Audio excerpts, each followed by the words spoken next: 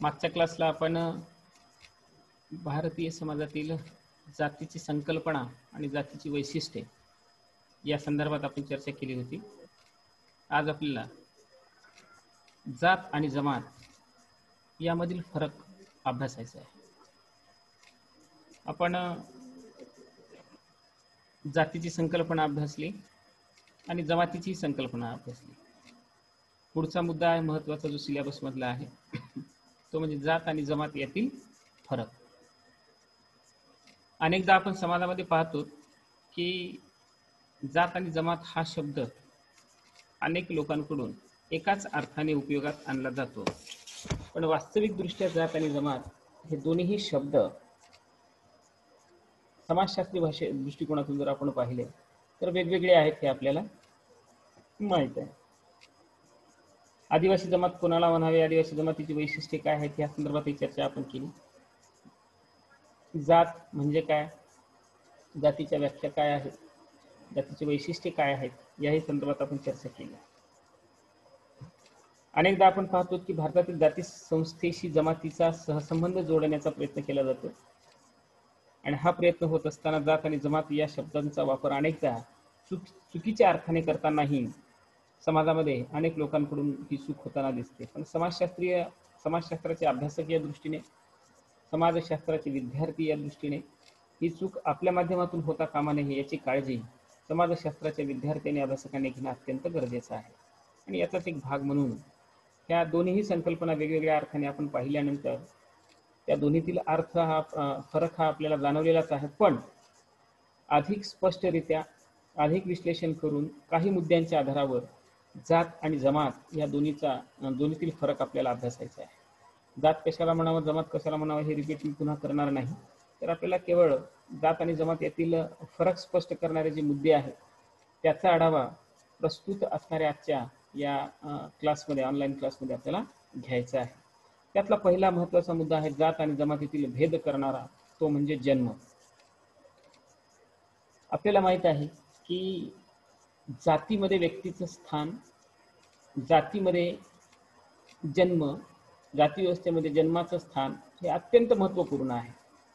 कारण का तर व्यक्तीचं जातीवरूनच जातीमध्ये व्यक्तीचं जन्मावरूनच स्थान हे निर्धारित होत असतं, म्हणून जातीचा मुख्य आधार हा जन्म आहे आणि जातीचा मुख्य आधार हा जन्म असल्या कारणाने व्यक्तीचा जन्म ज्या जातीत झालेला असतो त्याच जातीचं सदस्यत्व त्या व्यक्तीला स्वीकारावं लागत असतं। आणि जर आपली जात सोडून दुसऱ्या जातीचं सदस्यत्व स्वीकारण्याची व्यक्तीची इच्छा जरी असेल तरी त्या व्यक्तीला दुसरी जात स्वीकारता येत नसते। म्हणून जाती संस्थेमध्ये किंवा जाती व्यवस्थेमध्ये ज्या जातीत ज्या व्यक्तीचा जन्म झालेला असतो अभावितपणे त्या व्यक्तीला त्या जातीचं सदस्यत्व हे स्वीकारावं लागतं आणि जाती व्यवस्थेमध्ये आपली जात सोडून इतर जात स्वीकारता येत नसते। ही व्यवस्था जमातीत जरी नसली तरी पण जमातीमध्ये एवढ्या बाबी जाती व्यवस्थेसारखे बंधनं ही एवढी कडक स्वरूपाचे नसतात हे आपल्याला पाहायला मिळतं। मग जातीमध्ये जन्म हा जातीच्या निर्मितीचा मुख्य आधार आहे, त्या प्रमाणात जन्माच्या आधारावर जमातीची निर्मिती होताना आपल्याला पाहायला मिळत नाही। जमातीमध्ये जमातीच्या निर्मितीचं किंवा जमातीच्या नावासाठी महत्त्वपूर्ण असणारा घटक जर कुठला असतो तर तो कुल असतो आणि या आधारावरच जमातीतील व्यक्तीचं सदस्यत्व हे निर्धारित होत असतं। पण तसं जातीमध्ये नसतं। जातीमध्ये गोत्राला महत्त्व आहे, त्याच्यावर चर्चा आपण पुढे करणार आहोत, पण जातीमध्ये जन्म हा व्यक्तीचा अतिशय महत्त्वपूर्ण मानला जातो। ज्या व्यक्तीचा जन्म ज्या जातीमध्ये झाला त्याच जातीचं सदस्यत्व त्या व्यक्तीला स्वीकारावं लागतं। असं जर नसेल किंवा त्या व्यक्तीला ते जन्म स्वीकारण्याची इच्छा नसेल जरी तरी पण त्या व्यक्तीला आपली जात ही बदलविता येत नाही। म्हणून जातीचा मुख्य आधार हा जन्म आहे, पण जमातीचा मुख्य आधार हा जन्म नाही। म्हणून हा फरक जात आणि जमातीमध्ये आपल्याला पाहायला मिळतो। कारण का जमातीचा आधार हा जन्म नसतो, त्या संदर्भात आपल्याला पुढे एक मुद्दाच आपण पाहणार आहोत की विशिष्ट भूप्रदेशावर त्या एका विशिष्ट जमातीची लोक असतात, तसं जातीचं नाही, त्याच्यावर आपण चर्चा पुढे विस्ताराने करू। म्हणून जातीचा आधार हा जन्म आहे, तसा जमातीचा आधार हा भूप्रदेश आहे असं आपण म्हणू शकतो। म्हणून जन्माच्या बाबतीमध्ये जात हा महत्त्वपूर्ण घटक आहे। जन्माचं स्थान किंवा व्यक्तीचा जन्म हा जातीमध्ये महत्त्वपूर्ण मानला जातो, नव्हे की जमातीमध्ये। म्हणून हा फरक ह्या दोन संकल्पनांमध्ये, जात आणि जमातीमध्ये जन्माच्या आधारावरचा आपल्याला निर्धारित करता येतो. म्हणून फरक स्पष्ट करण्यासाठी जन्म हा जात आणि जमातीतील पहिला फरकाचा मुद्दा आहे असं आपल्याला सांगता येतं. त्यानंतरचा महत्वाचा मुद्दा आहे विवाह. जातीमध्ये जाती अंतर्गत विवाह हा जातीच्या अलिखित स्वरूपाचा कडक नियम आहे. त्या नियमांचं पालन करणं जाती व्यवस्थेतील सर्व सदस्यांसाठी कंपल्सरी असतं, अनिवार्य असतं. जो कोणी या नियमांचं पालन करणार नाही, या नियमांचं अनुकरण करणार नाही, या नियमांना अनुसरून अनुचलनात्मक वर्तन करणार नाही, त्या व्यक्तीला अनेकदा आपण पाहतो की जात पंचायतीच्या मार्फत, कुटुंबामार्फत किंवा त्या जातीतील असणाऱ्या इतर जात पंचायतीमार्फत किंवा कुटुंबातील असणाऱ्या इतर सदस्यांमार्फत अनेकदा बहिष्कृत करण्यापर्यंत सुद्धा मजल ही व्यक्तींची जात असते. म्हणून आपण पाहतो की इरावती कर्वेने जी व्याख्या सांगितली जातीची, की जात हा विस्तृत संबंध असणारा आंतरविवाही समूह आहे. जाती अंतर्गत विवाह करणं हेच जातीचं महत्वाचं वैशिष्ट्य आहे. याचाच संदर्भ घेऊन डॉक्टर बाबासाहेब आंबेडकरांनी सुद्धा म्हटलं होतं की भारतीय समाजातील जाती व्यवस्था ही जी आज प्रबळ बनून समाजामध्ये आपलं स्थान तिने कायम टिकून ठेवलं आहे, त्यामागचं मूळ कारण जर कोणतं असेल तर जाती अंतर्गत विवाहाची पद्धती आहे. आणि म्हणून भारतीय समाजातील जाती व्यवस्था नाहीशी करायची असेल, नष्ट करायची असेल तर जाती अंतर्गत विवाहाची असणारी पद्धती नष्ट करून आंतरजातीय विवाहाला चालना ही जाती व्यवस्थेमध्ये जर दिल्या गेली तर निश्चितच भारतीय समाजातील असणाऱ्या जाती व्यवस्थेची जे काही तीव्रता आहे, जातीयतेची जी तीव्रता आहे, जातीवादाची जी तीव्रता आहे, ही नाहीसं करण्यामध्ये आपल्याला खूप मोठा हातभार हा आंतरजातीय विवाहाच्या संकल्पनेने लागू शकतो अशा प्रकारचं मत बाबासाहेबांनी व्यक्त केलं होतं. म्हणजे याचा आधार, महत्वाचा आधार जाती व्यवस्था टिकून ठेवण्यामध्ये आंतरविवाहाची पद्धती ही महत्वाची आहे. जातीमध्ये जाती अंतर्गतच विवाह करावा लागतो. जसं मी काल उपरोधाला म्हणताना म्हणाल, आपण सगळ्यांचे सैराट सिनेमा पाहिला असेल की जो व्यक्ती जाती अंतर्गत विवाह करणार नाही त्याचं काय होतं हे आपण त्या सिनेमात पाहिलं. हे एक प्रतिकात्मक स्वरूपामध्ये त्याच्यामध्ये ते चित्रण करण्यात आले भारतीय समाज व्यवस्थेचं, महाराष्ट्रीय समाज व्यवस्थेचं. हीच बाब भारतातील असणारी इतर समूह व्यवस्थेमध्ये सुद्धा आपल्याला समाज व्यवस्थेमध्ये सुद्धा लागू असलेली पाहायला मिळते. अनेक जात पंचायतीच्या मार्फत ज्या ज्या व्यक्तींनी जाती अंतर्गत विवाहाच्या पद्धतीचा स्वीकार न करता आंतरजातीय विवाहाचा पुरस्कार केला, त्या जात पंचायतीने त्या लोकांना बहिष्कृत केलं, अनेक बंधने लादली, त्यांना अनेक सजा देण्याचा प्रयत्न केला, त्यांच्यावर वेगवेगळ्या प्रकारचे ज्याला आपण म्हणतो की दंडाच्या स्वरूपामध्ये, आर्थिक दंडाच्या स्वरूपामध्ये तरतुदींमध्ये जात पंचायतीने त्यांना दोषी ठरवून त्यांना दंड ठोठावला.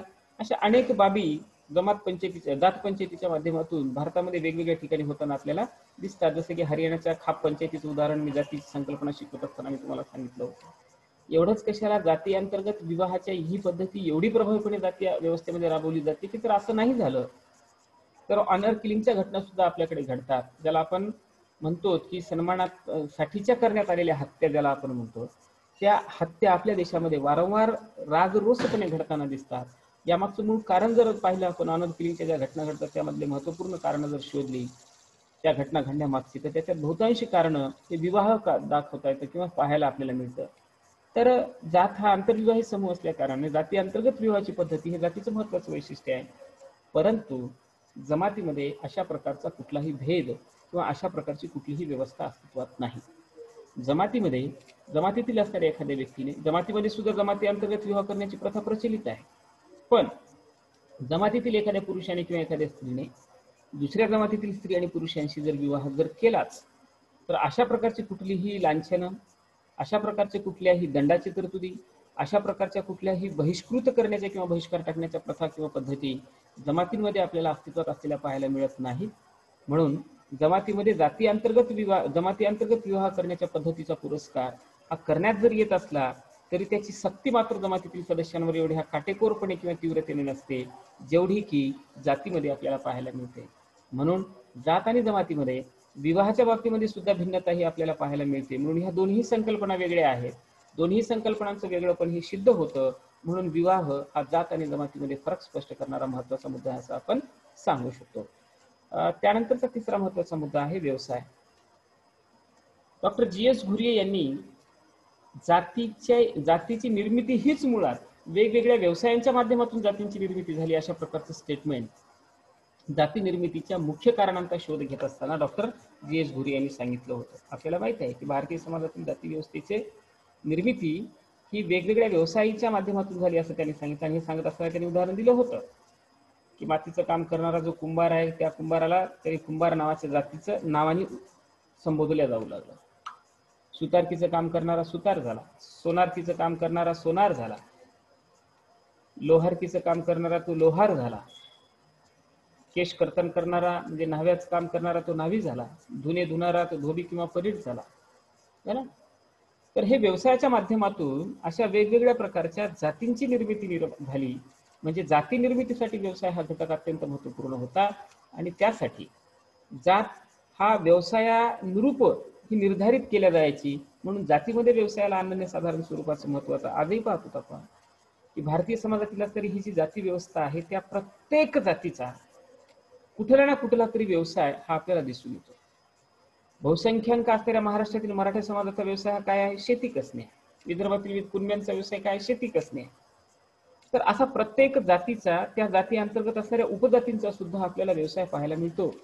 जसं उदाहरण तुम्हाला मी दिलं की आपण वैशिष्ट्य पाहत असताना पाहिलं होतं की जाती अंतर्गत उपजातींमध्ये सुद्धा श्रेष्ठ कनिष्ठता आहे. त्याच्यावर आपण पुढचंच वैशिष्ट्य आपण पाहणार आहोत, म्हणजे फरकाचा मुद्दा पाहणार आहोत.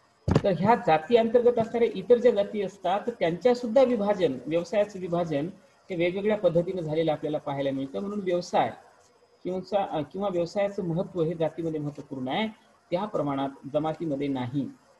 एका विशिष्ट जमातीचा विशिष्टच व्यवसाय असं नाही, तर जी जमात ज्या भूप्रदेशावर वास्तव्यास आहे आणि त्या भूप्रदेशाशी संबंधित त्या भूप्रदेशावर ज्या ज्या घटकांचं उत्पादन होतं, ज्या ज्या घटकांची निर्मिती होत असते, जे जे घटक ते तेथील असणाऱ्या जंगलांमध्ये आपल्याला दऱ्याखोऱ्यांमध्ये पाहायला मिळतात, तेच यांचा व्यवसाय, ते त्याच्यावरच यांचा चरितार्थ असतो आणि त्यांच्या उत्पादनाची आणि व्यवसायाची साधनं सुद्धा हीच असतात. हे आपल्याला जमातीमध्ये पाहायला मिळतं. म्हणजे गडचिरोलीमध्ये राहणाऱ्या गोंड जमातीचा व्यवसाय वेगळा आहे आणि माना आणि प्रधानांचा वेगळा आहे असं आपण नाही पाहू शकत. तर बहुतांशपणे ही सगळीच लोक की तेंदूपत्ता गोळा करणे, त्यानंतर जंगलातील बांबूंची कटाई करणे, मासे पकडणे, हे व्यवसाय करताना आपल्याला ही लोक पाहायला मिळतात. म्हणजे जमातीमध्ये एका जमातीचा एक विशिष्ट व्यवसाय असं आपल्याला त्याचं वर्गीकरण करता येत नाही, पण जातीमध्ये मात्र व्यवसायाचं वर्गीकरण करता येतं. एका विशिष्ट जातीचा विशिष्टच व्यवसाय असतो. न्हाव्याचा व्यवसाय ब्राह्मण नाही करू शकत, कुंभाराचा व्यवसाय चांभार नाही करू शकत, सुताराचा व्यवसाय कुंभार नाही करू शकत. कारण का हे व्यवसायाचं विशिष्टीकरण, व्यवसायाचं विशेषीकरण, व्यवसायाचं स्पेशलायझेशन हे जाती गणिक केल्या गेलेलं असल्यामुळे जातीमध्ये व्यवसायाला महत्व आहे, पण जमातीमध्ये व्यवसायाचं महत्व नाही. म्हणून जात आणि जमात या दोन घटकांमध्ये व्यवसायाच्या माध्यमातून सुद्धा फरक आपल्याला पाहायला मिळतो. म्हणून ते सुद्धा एक त्यांच्यामध्ये भेद निर्माण करणारा घटक आहे. म्हणून व्यवसाय हा सुद्धा एक महत्वाचा फरक स्पष्ट करणारा घटक आहे असं सांगता येतं. त्यानंतर आहे भूप्रदेश आणि किंवा प्रादेशिक एकता. उदाहरण जर आपण पाहिलं तर जाती व्यवस्थेमध्ये भूप्रदेश आणि प्रादेशिक एकता हा घटक महत्वाचा नसतो. त्याचं कारण असं आहे की एका विशिष्ट जातीच्या सदस्यांची संख्या किंवा लोकांची संख्या किंवा एका विशिष्ट जातीची लोक एका विशिष्टच भूप्रदेशावर आपल्याला पाहायला मिळतात असं नाही. जसं उदाहरण तुम्हाला मी सांगतो, महाराष्ट्रामध्ये मराठा ही जात डोमिनंट कास्ट आहे. तर मराठी आपल्याला मराठा समाजाची लोक किंवा मराठा ही केवळ मराठवाड्यातच भेटतात असं आहे का, किंवा पश्चिम महाराष्ट्रात किंवा कोकणातच मिळतात असं आहे का? नाही. तर ते विदर्भातही आहेत, खानदेशातही आहेत. एवढंच कशाला, मराठ्यांची राजसत्ता जिथे जिथे प्रस्थापित झाली त्या पानिपतमध्ये मराठी आपल्याला पाहायला मिळतात. त्यानंतर आपल्याला इकडे इंदोरमध्ये मराठी पाहायला मिळतात, मध्य प्रदेशमध्ये आपल्याला मराठी पाहायला मिळतात, तंजावरमध्ये आपल्याला मराठी पाहायला मिळतात, कर्नाटकांमध्ये आपल्याला मराठा पाहायला मिळतात, म्हैसूरपर्यंत. असे वेगवेगळ्या ठिकाणी एका विशिष्ट जातीची लोक ही वेगवेगळ्या प्रदेशावर आपल्याला पाहायला मिळतात. म्हणजे एक विशिष्ट जात, जसं उदाहरण तुम्हाला मी सांगतो की ब्राह्मण ही आपल्या देशातील असणारी श्रेष्ठ जात मानली गेलेली आहे. तर ब्राह्मण जातीच्या सदस्यांची संख्या किंवा ब्राह्मण हे केवळ महाराष्ट्रात आहेत का? नाहीये. तर युपी मध्ये आहेत, उत्तर प्रदेशात आहेत, बिहारमध्ये आहेत, राजस्थानमध्ये आहेत, केरळमध्ये आहेत, तिकडे कर्नाटकात आहेत. देशाच्या सर्व भागांमध्ये एका जातीचे सदस्य हे आपल्याला पाहायला मिळतात. तसं ती बाब जमातीसाठी लागू नाही. कारण का विशिष्ट भूप्रदेशावरच एका विशिष्ट जमातीची लोक आपल्याला पाहायला मिळतात. म्हणून जात आणि जमातीमध्ये स्थानावरून किंवा भूप्रदेशावरून त्यांच्यामध्ये भेद आपल्याला पाहायला मिळतो. म्हणून हा सुद्धा एक महत्वाचा भाग ह्या जाती आणि जमातीमधला आहे. जमातीचे सदस्य एका विशिष्ट भूप्रदेशावरच पाहायला मिळतो. जसे उदाहरण जर तुम्हाला मी सांगितलं, गडचिरोली आणि चंद्रपूरच्या असणाऱ्या भागामध्ये ज्या आदिवासी जमातीच्या लोकांचं अस्तित्व आहे, ज्या आदिवासी जमातीच्या लोकांचं इथं सहवास आहे किंवा निवासस्थान आहे, त्या आदिवासी जमाती आपल्याला देशाच्या किंवा राज्याच्या इतर राज्यामध्ये पाहायला मिळतात का? इतर राज्यामध्ये पाहायला मिळताना आपल्याला ते दिसत नाहीये. तर महाराष्ट्राच्या इतर भागांमध्ये आपल्याला गोंड आहे, माना आहे, प्रधान आहे, या जमातीच्या सदस्यांचं निवासस्थान पाहायला मिळत नाही. तर ते चंद्रपूर आणि गडचिरोलीच्या पट्ट्यातच पाहायला मिळते. ज्या जमातीचं निवासस्थान किंवा ज्या जमाती ज्या भौगोलिक प्रदेशावर, जसं की खानदेश ज्याला आपण उत्तर महाराष्ट्र म्हणतो, ज्या उत्तर महाराष्ट्रामध्ये आपल्याला गावित आहे, त्यानंतर भिल्ल आहे, ह्या आदिवासी जमाती ज्या आहेत, गजेंद्र, ह्या आदिवासी जमाती ज्या आहेत त्या आदिवासी जमातींचं अस्तित्व आपल्याला महाराष्ट्राच्या इतर भौगोलिक प्रदेशावर आपल्याला पाहायला मिळत नाही. म्हणून हे सुद्धा महत्वाचा भाग किंवा महत्वाचा घटक आहे की प्रादेशिक जी विभाजन आहे किंवा प्रादेशिकतेचा जे भाग आहे भूप्रदेशाच्या बाबतीमध्ये किंवा प्रादेशिक एकतेचा भाग जमातीमध्ये महत्वाचा आहे, जातीमध्ये तो न्यून आहे असं आपण म्हणतो. एका जमातीची लोक एकाच विशिष्ट भूप्रदेशावर आहेत, तर दुसऱ्या जमातीची लोक ही दुसऱ्या विशिष्ट भूप्रदेशावर आहेत. म्हणून भूप्रदेश किंवा प्रादेशिक एकता जमातीसाठी महत्वाचा भाग आहे, तर तो जातीसाठी नाही. म्हणून तो एक फरक या दोन जात आणि जमातीमध्ये आपल्याला पाहायला मिळतो. श्रेष्ठ आणि कनिष्ठता हा सुद्धा एक महत्वाचा फरक आपल्याला जाती आणि जमातीमध्ये पाहायला मिळतो. जातीमध्ये श्रेष्ठता कनिष्ठता ही संकल्पना आपल्याला पाहायला मिळते, जसं आपण वैशिष्ट्य पाहत असताना पाहिलं. जमातीमध्ये हे आपल्याला पाहायला मिळत नाही. जसं उदाहरण पाहिलं आपण की जातीमध्ये जाती अंतर्गत श्रेष्ठ, मध्यम आणि कनिष्ठतेची स्थिती आपल्याला पाहायला मिळते. जाती अंतर्गत एक जात ही उच्च तर दुसरी जात ही कनिष्ठ म्हणून आपल्याला पाहायला मिळते. पण जमातीमध्ये असं आपल्याला पाहायला मिळत नाही. त्याचं कारण असं आहे की जमातीमध्ये श्रेष्ठ कनिष्ठता ही गणल्या जात नाही किंवा गौण आहे असं आपण म्हणू शकतो, पण जातीमध्ये नाही. एक उदाहरण मी तुम्हाला सांगतो. महाराष्ट्रामध्ये जाती जातींमध्ये तर सोडा, पण एका जाती अंतर्गत असणाऱ्या उपजातींमध्ये सुद्धा श्रेष्ठ कनिष्ठतेची स्थिती ही आपल्याला पाहायला मिळते. आणि ही श्रेष्ठ कनिष्ठतेची स्थिती देशामध्ये स्थित असणाऱ्या केवळ उच्च जाती वर्गांमध्ये नाही, तर कनिष्ठ समजल्या जाती वर्गांमध्ये सुद्धा गुरे सांगतात की कनिष्ठ समजल्या जाणाऱ्या जाती वर्गांमध्ये सुद्धा उच्च निश्चितेची स्थिती ही पाहायला मिळते. जसं की कनिष्ठ जातीचं उदाहरण देत असताना गुरुजींनी सांगितलं की कुंभारांमध्ये सुद्धा थोरले चाकी कुंभार हे कनिष्ठ चाकी किंवा लहान चाकी कुंभारांपेक्षा स्वतःला श्रेष्ठ समजतात. आणि म्हणून हे थोरले चाकी कुंभारांसोबत कनिष्ठ चाकी किंवा लहान चाकी कुंभारातील असणाऱ्या लोकांचा जो रोटी व्यवहार चालतो पण बेटी व्यवहार यांच्यामध्ये होताना आपल्याला दिसत नाही. म्हणजे ही जी काही तफावत आहे किंवा ही जी काही श्रेष्ठ कनिष्ठतेची स्थिती आहे निम्न जाती वर्गातील लोकांमध्ये आपल्या देशात आपल्याला पाहायला मिळते. हीच बाब वरिष्ठ जाती गटातील लोकांमध्ये सुद्धा आपल्याला पाहायला मिळते. जसं की आपण पाहतो की आजही महाराष्ट्रामध्ये मराठा ही जी डोमिनंट कास्ट आहे, ह्या डोमिनंट कास्टचं एक उदाहरण जर द्यायचं झालं तर 98 कुळी देशमुख, 96 कुळी पाटील मराठा, आणि मराठ्यांमध्ये 96 कुळी, 98 कुळी, 96 कुळी आणि 92 कुळी हा वाद नेहमी चालताना आपल्याला दिसतो. आणि ह्या सर्व असणाऱ्या एकाच जातीतील उपजातींमध्ये रोटी व्यवहार चालतो, एकमेकांशी यांचे संबंध असतात, बोलणं चालणं चालतं, परंतु नातेसंबंध जुळवण्यामध्ये हे एकमेकांच्या साथी किंवा एकमेकांमध्ये नातेसंबंध जुळवण्यामध्ये ते कसरत असतात. म्हणजे 98 कुळी असणारे देशमुख हे 96 कुळी असणाऱ्या पाटलांच्या घरी आपली मुलगी देणं हे न्यूनतेचं समजतात, तर 96 कुळी असणारे पाटील हे 92 कुळी असणाऱ्या पाटील म्हणजे मराठ्यांच्या घरी आपली मुलगी देणं हे न्यूनतेचं प्रतीक समजतात किंवा निम्नतेचं समजतात. तर ही जी बाब आहे हे कशामुळे आहे, तर श्रेष्ठ समजल्या जाणाऱ्या, डॉमिनंट समजल्या जाणाऱ्या, प्रभुत्वशाली समजल्या जाणाऱ्या जातींमध्ये सुद्धा श्रेष्ठ कनिष्ठता पाहायला मिळते आणि निम्न समजल्या जाणाऱ्या, कनिष्ठ समजल्या जाणाऱ्या जातीय समूहांमध्ये सुद्धा श्रेष्ठ कनिष्ठता ही आपल्याला पाहायला मिळते. हे केवळ जातीमध्ये आहे, पण अशा प्रकारची श्रेष्ठ कनिष्ठता ही जमातीमध्ये आपल्याला पाहायला मिळत नाही. म्हणून श्रेष्ठ कनिष्ठतेच्या आधारावर श्रेष्ठ कनिष्ठता जी जातीत आपल्याला पाहायला मिळते ती श्रेष्ठ कनिष्ठता जमातीमध्ये पाहायला मिळत नाही. म्हणून हा सुद्धा फरक जाती आणि जमातीमध्ये श्रेष्ठ कनिष्ठतेच्या बाबतीतला आहे असं आपल्याला म्हणता येतं. एका जमातीची लोक ती कितीही श्रीमंत आणि कितीही गरीब असो ती सर्व समान असतात, त्यांचे नातेसंबंध सगळ्यांचे समान असतात, एकमेकांचा ते रोटी व्यवहार आणि बेटी व्यवहार पण त्यांच्यामध्ये चालत असतो. म्हणून जमातीमध्ये श्रेष्ठ कनिष्ठता हा महत्वाचा घटक नाही जो जातीमध्ये गणला जातो. म्हणून हा फरक या दोन घटकांमध्ये आपल्याला पाहायला मिळतो. त्यानंतर महत्वाचा घटक आहे गोत्र आणि कुल. जातीमध्ये गोत्राला महत्व दिलं जातं, तर जमातीमध्ये कुलाला महत्व दिलं जातं. त्यालाच आपण कुलप्रतीक, कुलप्रतीकवाद, टोटमवाद असं वगैरे म्हणतो. तर जातीमध्ये गोत्र, आता गोत्राची संकल्पना काय आहे, तर आपण पाहतो की प्रत्येक जातीमध्ये विशिष्ट प्रकारचं गोत्र आणि त्या गोत्राचं महत्व अनन्यसाधारण स्वरूपाचं आहे.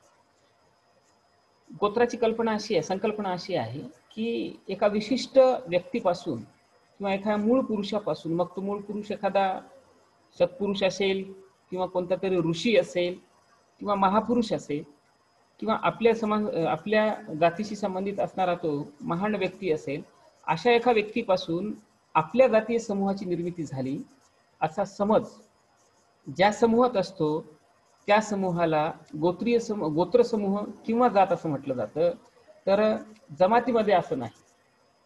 जमातीमध्ये कुलाला महत्व दिलं जातं. आता गोत्र आणि कुलामध्ये महत्वाचा फरक काय आहे की जातीय समूहातील लोक असं मानत असतात की असा कुठला तरी विशिष्ट व्यक्ती, पुरुष, की ज्याच्यापासून आमची निर्मिती झाली असा त्यांचा समज असतो.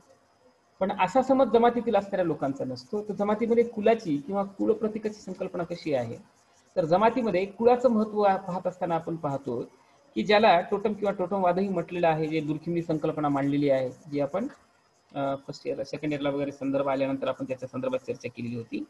तर कुलाच्या उत्पत्तीच्या संदर्भामध्ये यांचं मत असं असतं जमातीतील लोकांचं की एखादा असा सजीव प्राणी, पशु, पक्षी किंवा तो जंगली श्वापदही असू शकतो, एखादी वनस्पती असू शकतो किंवा एखादा निर्जीव असणारा घटक सुद्धा असू शकतो की ज्या घटकापासून आमची निर्मिती झाली आहे असा जो समज आहे. आणि तो समज जमातीतील सदस्यांचा अधिक दृढ असतो आणि म्हणून त्या घटकाला ते आपलं कुल प्रतीक मानतात, आपल्या निर्मितीचा मुख्य स्रोत मानतात. आणि अशा असणाऱ्या घटकाविषयी त्यांच्या मनात आतोनात आदर असतो, नितांत ज्याला आपण म्हणतो की त्याविषयी सन्मान असतो. त्याच्याशी संबंधित असणाऱ्या घटकांचं पालन पोषण करणं हे आपलं परम कर्तव्य ते लोक मानतात. आणि अशा असणाऱ्या घटकाला कुल असं म्हटलं जातं. तर कुल आणि गोत्रामध्ये फरक आहे की गोत्रामध्ये जीवित असणाऱ्या, सजीव असणाऱ्या केवळ पुरुषाला आपल्या निर्मितीचा स्रोत मानला जातो, तर त्याला जात म्हटलं जातं. आणि जमातीमध्ये जो निर्मितीचा स्रोत म्हणून ज्या घटकाकडे पाहिले जातं तो कधी सजीव असू शकतो, कधी सजीव प्राणी असू शकतो, कधी एखादा जंगली श्वापद असू शकतो, पशु पक्षी असू शकतो, जीव जंतू असू शकतो किंवा एखादा निर्जीव घटक असू शकतो. जसं उदाहरण टोटमचं देत असताना सांगितलं की अरुंठा ही आदिवासी जमात आहे आणि ऑस्ट्रेलियातील, आणि ह्या अरुंठा या आदिवासी जमातीचं टोटम म्हणजे टोटम एक झाडाचं नाव आहे, झाड आहे, आणि त्या टोटम पासून आमची निर्मिती झाली असं ते लोक मानतात. आता कल्पना आपण हे करू शकतो की ही कल्पना आपल्याला पटणारी नाही की झाडापासून लोकांची निर्मिती होऊ शकते का, त्यांचा तसा समज आहे. आणि या समजापोटी ते अरुंठा या आदिवासी जमातीतील लोक टोटम नावाच्या झाडाला पवित्र मानतात, त्याच्याविषयी नितांत आदर असतो आणि त्या आदरापोटी त्याच्याविषयी नितांत जो आदर आहे त्या आदराला आधारभूत मानूनच ते आपलं कुलप्रतीक मानतात. याची अनेक उदाहरणं मी तुम्हाला अनेक जमातीची सुद्धा मागच्या काळात दिली होती. आपल्याकडे अनेक जमातींमध्ये ह्या सगळ्या प्रथा परंपरा अस्तित्वात असलेल्या पाहायला मिळतात. प्रत्येक जमातीची कुलप्रतीकही वेगवेगळी आपल्याला पाहायला मिळतात. म्हणून गोत्र आणि कुलाच्या संदर्भातला फरक जात आणि जमातीमध्ये आपल्याला पाहायला मिळतो. गोत्र जातीचं प्रतिनिधित्व करतं तर कुल हे जमातीचं प्रतिनिधित्व करतं, म्हणून हा एक फरक आहे. त्यानंतर आहे धार्मिक आधार. हा महत्वाचा घटक आहे. भारतीय समाजातील असणाऱ्या जाती व्यवस्थेचा मूळ आधारच धर्म आहे असं बाबासाहेबांचं मत होतं. धर्माधारित असणाऱ्या धार्मिक धर्मग्रंथांनी किंवा धर्माशी संबंधित असणाऱ्या धार्मिक पुराणांमध्ये या जाती निर्मितीचे स्रोत आपल्याला सापडतात असं स्टेटमेंट बाबासाहेबांनी केलं. आणि याला वेगळ्या अर्थाने दुजोरा जी.एस. गुरुंनी सुद्धा दिला. त्यांचं सुद्धा असं म्हणणं होतं की भारतीय समाजातील जी वर्णव्यवस्था आहे त्या वर्णव्यवस्थेचं रूपांतरण तर जाती व्यवस्थेत झालं. आणि वर्णव्यवस्थेचा संदर्भ भारतातील असणाऱ्या हिंदूंच्या धार्मिक ग्रंथांमध्ये आपल्याला पाहायला मिळतो. जसं मी उदाहरण सांगितलं की भगवद्गीतेच्या चौथ्या अध्यायातील 13व्या श्लोकामध्ये असं वर्णन करण्यात आलेलं आहे किंवा ही बाब निर्देशित करण्यात आलेली आहे की चातुर वर्ण्यम मया सृष्टम गुणकर्म विभागशः. हे जे 4 वर्ण समाज व्यवस्थेमध्ये स्थित आहेत ते गुण आणि कर्माच्या आधारावर माझ्यासमोर सर्वश्रेष्ठ आहेत असं सांगितलं गेलेलं आहे. श्रीकृष्ण वगैरे सांगतो असं त्याचा संदर्भ आहे. पण ही वर्ण व्यवस्था कालांतराने जाती व्यवस्थेमध्ये रूपांतरित झाली आणि ती नंतर वरच्या 3 वर्णातील असणाऱ्या लोकांनी आपली जात आणि आपले वर्ण बळकट करून आपल्या समाजातले स्थान बळकट केलं. पण निम्न जातीय किंवा निम्न वर्णीय वर्गातील असणाऱ्या लोकांवर अन्नन्वित अत्याचार आणि शोषणाचे ते शिकार ठरले आणि त्याच्यातून ते शोषणाचे शिकार ठरून या भारतातील असणाऱ्या प्रस्थापित समाज व्यवस्थेच्या शोषणाचे बळी ठरले. अशा प्रकारचं स्टेटमेंट बाबासाहेबांनी सुद्धा केलेलं आपल्याला जाती व्यवस्थेच्या सिद्धांतामध्ये किंवा जाती निर्मितीच्या किंवा जाती उत्पत्तीच्या सिद्धांतात आपण पाहिलेलं आहे. आता सांगायचं हा आहे की भारतामध्ये जातीचा आधार हा धार्मिक आहे. धर्माच्या आधारावरच वर्णव्यवस्था निर्माण झाली. वर्णव्यवस्थेचं रूपांतर पुन्हा जातीव्यवस्थेत झालं. म्हणजे धर्म हा जातीव्यवस्थेच्या निर्मितीचा मुख्य स्रोत आहे असं आपण म्हणू शकतो. आणि याला अनेक समाजशास्त्रज्ञांनी दुजोरा दिलेला आहे आणि हे निर्विवाद सत्य आहे असं आपल्याला मान्य करता येतं. आणि वेगवेगळ्या धार्मिक विधींचं पालन करण्याची सक्ती ही जातींमध्ये केली जाते.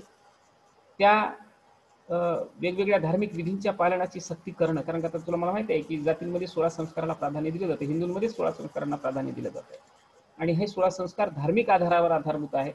व्यक्तीच्या जन्माच्या स्थानापासून किंवा व्यक्तीच्या जन्माची नीव किंवा पाया जेव्हापासून घातला जातो तेव्हापासून म्हणजे गर्भसंस्कारापासून ते व्यक्तीच्या मृत्यूनंतरच्या कालखंडापर्यंत 16 संस्कार केले जातात आणि त्या सगळ्या संस्कारांचा सहसंबंध जाती व्यवस्थेमध्ये सुद्धा असतो. म्हणून जातीचे जे काही धार्मिक आधार आहे त्याला प्राधान्य जातीमध्ये दिलं जातं. पण जमातीमध्ये अशा कुठल्याच प्रकारच्या निर्मितीसाठी किंवा कुठल्याच प्रकारच्या जमातीच्या निर्मितीसाठी धर्म हा आधारभूत नाही. म्हणून जमातीमध्ये धर्माला विशेष असं प्राधान्य दिले जाते असं आपल्याला पाहायला मिळत नाही. पण जातीमध्ये धर्माला विशेष प्राधान्य आहे. धार्मिक प्रथा परंपरांना विशेष प्राधान्य आहे. धार्मिक रूढी प्रथा परंपरांना विशेष प्राधान्य आहे. धर्माशी संबंधित असणाऱ्या ज्या काही कल्पना असतील त्यांचं पालन करणं हे इथे कर्तव्य मानलं जातं. म्हणून धार्मिक आधार हा जातीसाठी महत्वपूर्ण आहे पण जमातीसाठी नाही. म्हणून धार्मिक आधार हा जात आणि जमातीमध्ये फरक स्पष्ट करणारा महत्वाचा घटक आहे असं आपण सांगू शकतो. शेवटचा घटक आहे खानपान विषयक नियम. जातीमध्ये खानपान विषयक नियमांच्या बाबतीमध्ये आपल्याला कडक नियम पाहायला मिळतात पण जमातीमध्ये अशा प्रकारची कुठलीच व्यवस्था नाही. उदाहरण आपण जाती व्यवस्थेचं वैशिष्ट्य पाहत असताना पाहिलं की खानपान विषयक बंधनं ही जातीमध्ये पाळल्या जातात. निम्न जाती गटातील लोकांकडून कुठल्याच स्वरूपाचं अन्न हे उच्च जातीतील लोक ग्रहण करताना आपल्याला दिसत नाही. आणि जर असा प्रसंग आलाच की निम्न जाती गटांकडून काही प्रकारचं अन्न ग्रहण करण्याचा तर आपण पाहिलं भुरीने सुद्धा हे सांगितलं की कोणत्या प्रकारचं ते अन्न ग्रहण करतात. तर तेला आणि तुपात तळलेलं अन्न ग्रहण करतात. पाण्यातून शिजवलेलं अन्न ग्रहण करणं हे विटाळ मानलं जातं, पाप मानलं जातं. त्यांच्याकडून ते स्वीकारणे हे चुकीचं मानलं जातं उच्च जाती गटातील लोकांना. आणि म्हणून खानपान विषयक निर्बंध जाती व्यवस्थेमध्ये लादल्या गेलेले आपल्याला पाहायला मिळतात. जसं की तुम्ही पाहताय की आजही खेड्यांमध्ये बहुतांश खेड्यांमध्ये देशाच्या स्वातंत्र्याच्या 75 वर्षानंतर सुद्धा जर आपण आज पाहिलं तर या देशातील असणाऱ्या अस्पृश्य समजल्या जाणाऱ्या, दलित समजल्या जाणाऱ्या निम्न जाती गटातील लोकांसाठी घरांमध्ये पिण्याचा पाण्यासाठीचा ग्लास वेगळा ठेवला जातो, चहाचे कप वेगळे ठेवले जातात, जेवणाची ताटं वेगळी ठेवली जातात आणि त्यांच्यासोबत व्यवहार करत असताना विशिष्ट अंतर ठेवून व्यवहार केला जातो. तर ही जी खानपानासंबंधातली अमानवीयता आहे जाती व्यवस्थेमध्ये आपल्याला पाहायला मिळते ती जमातीमध्ये पाहायला मिळत नाही. निम्न जाती गटातील लोकांसोबत उच्च जाती गटातील लोक त्यांच्या सोबत पंक्तीला बसून जेवण करणे, त्यांच्यासोबत सहभोजन करणे हे वर्ज्य मानतात, त्याज्य मानतात. त्यांच्याकडून कुठल्याच प्रकारचा अन्न स्वीकार करणं हेही त्याज्य आणि वर्ज्य मानलं जातं. म्हणजे हे जाती व्यवस्थेत आपल्याला निखळपणे पाहायला मिळतं, प्रकर्षाने पाहायला मिळतं. तशा प्रकारची व्यवस्था जमातीमध्ये आपल्याला पाहायला मिळत नाही. जमाती अंतर्गत एका जमातीचं दुसऱ्या जमातीशी कुठल्याही प्रकारचं अशा प्रकारचं भेदभाव, खानपान विषयक भेदभाव जमातींमध्ये आपल्याला पाहायला मिळत नाही. जमाती अंतर्गत लोकांसाठीही मिळत नाही आणि जमातीतील लोकांमध्ये सुद्धा कुठल्याच स्वरूपाचा फरक किंवा भेद हा खानपानाच्या बाबतीमध्ये आपल्याला जमातीमध्ये पाहायला मिळत नाही. म्हणून खानपान विषयक जे नियम आहेत हे जाती व्यवस्थेमध्ये अतिशय कडक असतात की जे कोणत्या जातीने कोणत्या जातीसोबत बसून खाल्लं पाहिजे, त्यांच्यासोबत अन्न शेअर केलं पाहिजे, शिजवलेलं अन्न शेअर केलं पाहिजे किंवा त्यांच्यासोबत सहभोजन केलं पाहिजे, अशा बाबतीतले नियम जाती व्यवस्थेमध्ये पाहायला मिळतात. जमाती व्यवस्थेत पाहायला मिळत नाहीत किंवा जमातीमध्ये पाहायला मिळत नाहीत. म्हणून खानपान विषयक नियमांच्या बाबतीमध्ये ह्या जात आणि जमातीमध्ये फरक आपल्याला दिसतो. म्हणून हा सुद्धा एक महत्त्वाचा फरक जात आणि जमातीमध्ये आहे असं आपण सांगू शकतो आणि हा एक फरकाचा महत्त्वाचा मुद्दा आहे असं आपण म्हणू शकतो. तर ही सर्व जी मुद्दे आहेत सारांश स्वरूपाने आपल्याला असं सांगता येतं की वर नमूद केलेले जे काही भेदाच्या संदर्भातले मुद्दे आहेत हे जात आणि जमात या दोन संकल्पनांमध्ये विशिष्ट स्वरूपाचा फरक हा अधोरेखित करतात. दोन्हीही संकल्पनांचं स्वरूप, दोन्हीही संकल्पनांचं अस्तित्व, दोन्हीही संकल्पनांची वैशिष्ट्ये ही आपल्याला कशी वेगळी आहेत हे जात आणि जमात या दोन घटकांमधील फरक पाहिल्यानंतर, भेद स्पष्ट केल्यानंतर हे अधिक प्रकर्षाने किंवा विशिष्ट प्रकारे अधिक गडदपणे अधोरेखित करता येऊ शकतं. म्हणून जात आणि जमात ह्या संकल्पना, दोन्हीही संकल्पना वेगळ्या आहेत, दोन्ही संकल्पनांचे अर्थ वेगळे आहेत. जात आणि जमातीमध्ये आपल्याला खूप मोठा फरक पाहायला मिळतो आणि म्हणून जन्म आहे, गोत्र आणि कुल आहे, विवाह आहे, व्यवसाय आहे, धार्मिक आधार आहे, श्रेष्ठ कनिष्ठता आहे आणि खानपानविषयक नियम आहे, या सगळ्या घटकांच्या माध्यमातून जातीमध्ये आणि जमातीमध्ये आपल्याला विशिष्ट फरक पाहायला मिळतो. म्हणून ह्या दोन्हीही संकल्पना समाजशास्त्रामध्ये समाजशास्त्रांच्या अभ्यासकांमार्फत वेगवेगळ्या अर्थानेच वापरल्या जातात, पण समाजामध्ये बहुतांशपणे गल्लत होताना आपल्याला लोकांकडून दिसते, ती म्हणजे जात आणि जमात हा एकाच अर्थाने शब्द यूज केला जातो. जसं की तुम्ही सुद्धा अनेकदा तुमच्यापैकी अनेक जण म्हणत असतील, जे एस टी कॅटेगरीचे स्टुडंट असतील ते सुद्धा म्हणतात की माझ्याकडे जातीचं प्रमाणपत्र नाही किंवा जातीचं प्रमाणपत्र आहे. आता ॲक्च्युली एस टी कॅटेगरीच्या विद्यार्थ्यांनी जातीचं प्रमाणपत्र म्हणणं चुकीचं आहे. त्यांनी म्हणावं की माझ्याकडे जमातीचं प्रमाणपत्र आहे, कारण का शेड्यूल ट्राईब आहे. तर सांगण्याचं तात्पर्य की रूढ अर्थाने या संकल्पनांचा उपयोग समाजामध्ये वेगळ्या अर्थाने होतो, पण समाजशास्त्रीय दृष्टिकोनातून या दोन्ही संकल्पनांचा अर्थ हा वेगळा आहे. म्हणून इथं ह्या फरकांच्या मुद्द्यांच्या माध्यमातून या संकल्पनांमधील भेद आपण अधिक गडबडीने स्पष्ट केलेला आहे. हे सगळ्यांना समजलं असेल अशी मी आशा करतो आणि इथे थांबतो. तर कोणाला काही समजलं नसेल तर 1 मिनिटाचा वेळ शिल्लक केव्हा झालेला आहे, मला विचारा. प्रश्न पुन्हाही काही निर्माण झाले तर ग्रुपवर सुद्धा विचारू शकता. सर्वांना समजलं का? हो किंवा नाही सांगा. हॅलो, दर्वेकर, पारखी, थेरे, पांढरे, रंदाई, समजलं का?